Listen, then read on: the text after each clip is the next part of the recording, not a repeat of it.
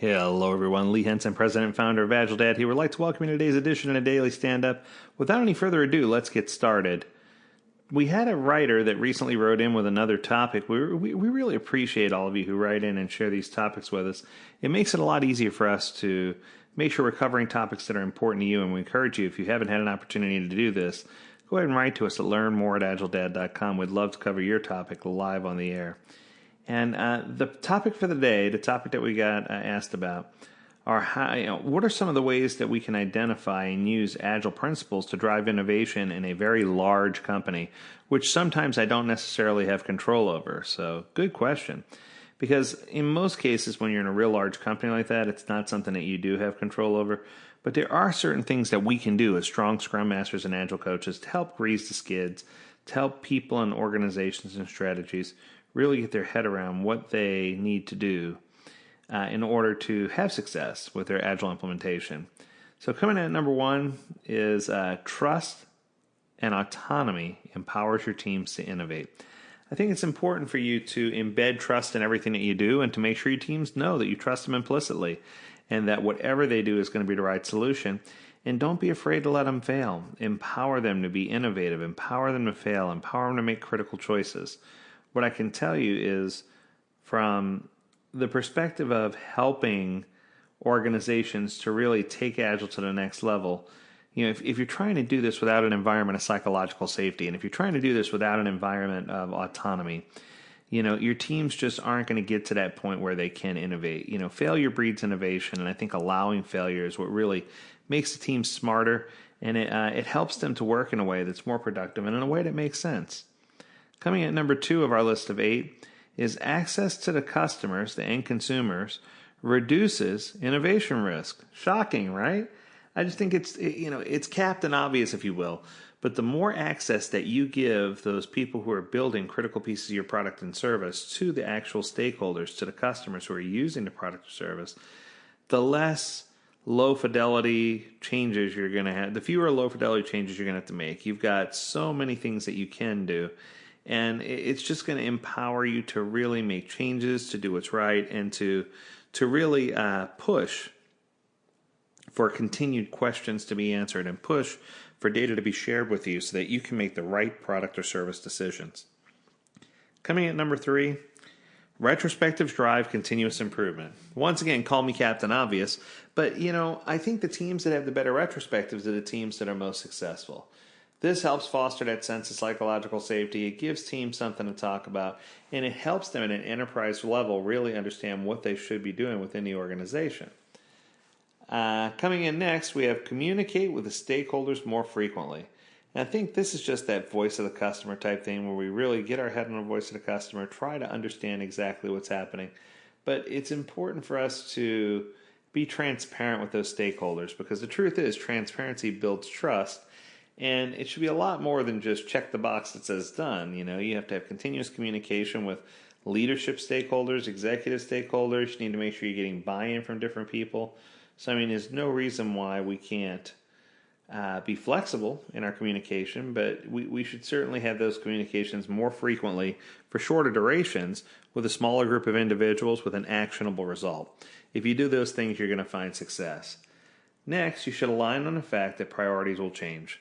There's only 2 things correct about a plan, that it's a plan and that it will change, especially if it's a longer-term plan. I think it's important for us to recognize things at a release level and at a roadmap level and to be able to articulate what's happening on those. But I don't know, necessarily that we should ride on a plan that, everything that we know is fact and it'll never change, right? That's etched in stone. I think the only plan that's a good plan is planning to change, and that's because change will invariably happen. So align on the fact that priorities will change, stick to your guns, and understand that, hey, you're going to do the best you can with those changes. Remove specific dates from your product roadmap. This is one of my favorites. I remember all the way back to 2003, and I've never had dates on my roadmap. I've had quarters, so to speak, or expected quarters, but I never had dates. It never said July 15th or August 30th. I think that's so critical because I don't want people to be so pressured by dates and so pressured by deadline.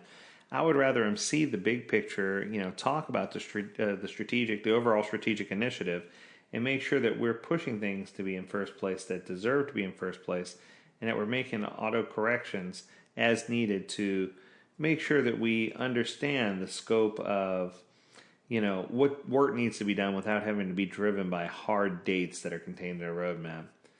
Coming next, we talk in broad themes rather than features, and I think this is just explicit that we understand the voice of the consumer, that we know about journey mapping and stakeholder mapping, and that we're progressing in those areas so that we can really talk in those broader areas without having to zoom in so hard and break down the things that we aren't sure of.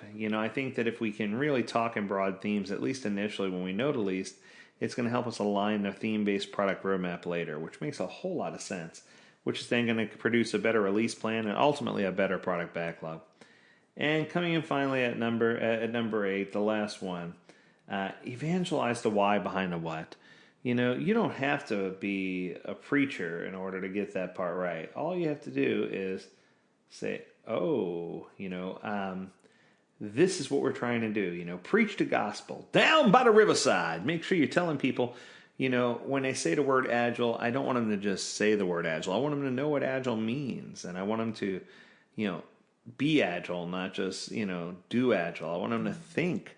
I want them to have understanding of shifting priorities. I want them to understand rapid innovation. I want them to understand that things shift. And all these things are okay. But letting stakeholders know about the why behind the what isn't necessarily a bad thing.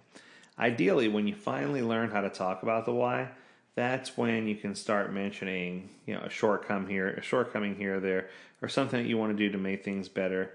In many cases, we don't go outside of our comfort zone to have these crucial conversations. And I think it's just so critical for us to have the conversations and for us to talk about the why. Because I think that once we understand the why behind the what, it makes everything that we do make more sense. It drives everything towards succession and gives us continued success. So I hope that was helpful. I hope that you learned a lot from this deliverable. And as always, I encourage you to tune in to AgileDad.com where you can learn more about this topic or any other topic. And we hope you're having an amazing week. Tomorrow's Friday. We'll come in with another off-Agile topic, but something that's still related so we can tie it all together.